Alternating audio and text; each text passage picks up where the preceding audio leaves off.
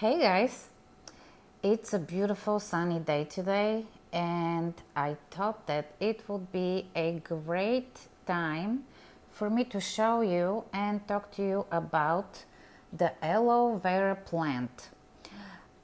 This one is the one I have, I only have one, and the reason I wanted to talk to you about this plant is because I highly recommend that you get one. It is extremely easy to care for. It looks good, as you can see, and it also has some medicinal uses, which you can find many of them on the internet. However, I just wanted to mention I am not a nutritionist, I am not a doctor, so if you decide to use the aloe vera, you know, for your skin or in your drinks, please do your research, make sure that it's suitable for you and that it's something you want to try. However, I wanted to show you my plant. This is one of the most common aloe vera plants that you can pretty much find in any plant store or nurseries. I believe it's called Aloe barbadensis, and when I got it about a year and a half ago as a gift. It was as little as these tiny offshoots. You can imagine it came in a 4-inch planter. I had since planted it a couple times. What I recommend is, first of all, you need to know that aloe is a type of succulent. And if you haven't watched my video on succulents, and if you're interested in succulents, please go ahead and watch this. I did not include my aloe vera plant in this video purely because I wanted to talk about this plant separately, mainly due to the fact of its uses of the aloe vera gel. And I want to show you how I cut and harvested, so to speak.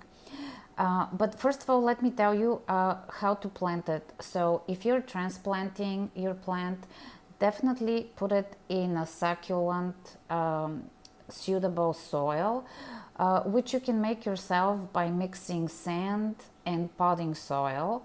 I put anywhere from 30 to 50% sand, depending really on how much sand I have on hand. In this case, you will see that there is no drainage hole in this planter. This is purely because I like the aesthetics of it. However, I don't recommend that you put it in a no drainage hole. If you do have a planter that you love that doesn't have a drainage hole, definitely put a good layer of 1 or 2 inches of pebbles on the very bottom, and then put your soil and plant your plant. So in this case, I have done that.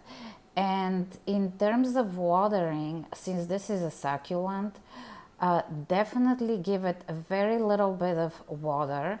And what I mean by that is I usually water it about once every 10 days or once every 2 weeks, and I put about a cup of water in this planter. And just to kind of give you an idea about the size, here is my hand, here is how big is the plant. Hope this kind of gives you a slight idea. Another rule that I have come up with myself is when there isn't a drainage hole on the bottom of the planter, I usually put about a quarter, roughly, to a third of the volume of the plant in water when I water my plants. However, it's best to underwater succulents than to overwater them. And with that being said, in terms of propagation, this is very easy.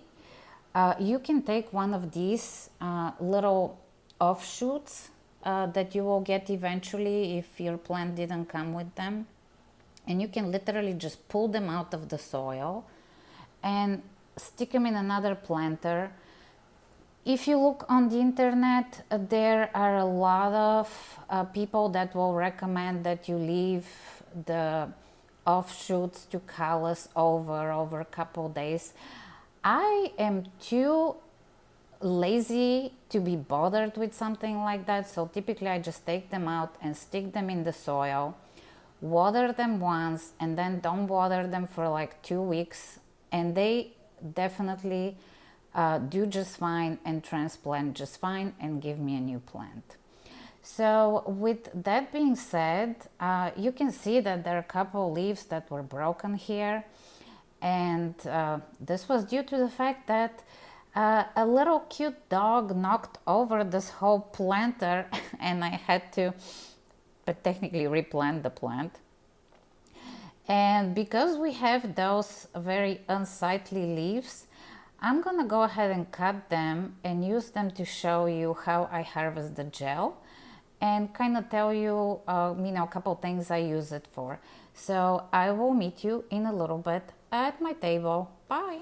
Hi guys. So here I have cut those kind of broken leaves and I want to use them to show you how I harvest the gel. First of all, take a sharp knife and kind of slice. Oh, wait. First, you gotta cut these little pokey sides off, like that. And then you see like the gel is already kind of seeping. And then be careful and kind of, this is really not a good example. Yeah, no. Let's do this one. Okay, this is pretty dry over here. Okay. Cut sides off.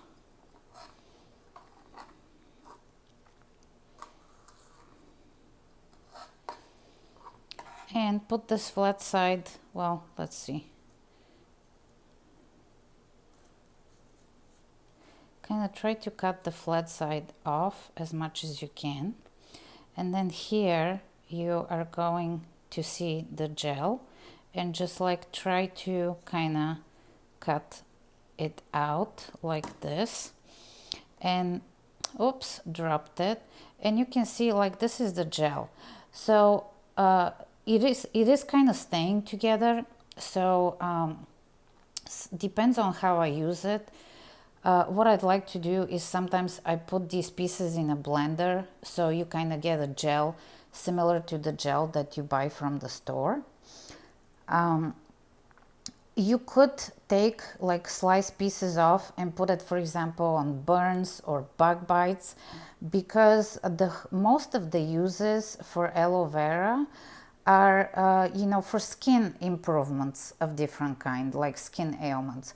So it's known to soothe burns, it's known to soothe bug bites, it's really good for sunburn. And generally it's hydrating and beneficial for the skin. So one thing that I can tell you that I like to do when I get extra gel, I like to put it in a blender, and once I blend it, sometimes I can freeze it into ice cube trays and kind of use this when I feel like it to run the ice cube over my face. It's kind of hydrating, depuffing. But this is basically what this looks like. A lot of people like to put this in their smoothies. This kind of slimy texture does not appeal to me. But hey, if that's something that you'd like to do, absolutely, because according to the internet, there are many health benefits to aloe vera. And they sell the juice, they sell the gel in the store. And this is really a very cheap and easy way to get this free and not pay for any of that. So this is really it in a nutshell. It's a very easy plant. It's great for people that travel. If you don't have a green thumb, it's a fantastic plant because it won't die on you, and it just will keep thriving, and it has a good look. It definitely has its place in kind of plants in interior design. So I hope that you like this video. It's quick, it's easy, and definitely Like, follow, and subscribe for more. Thank you.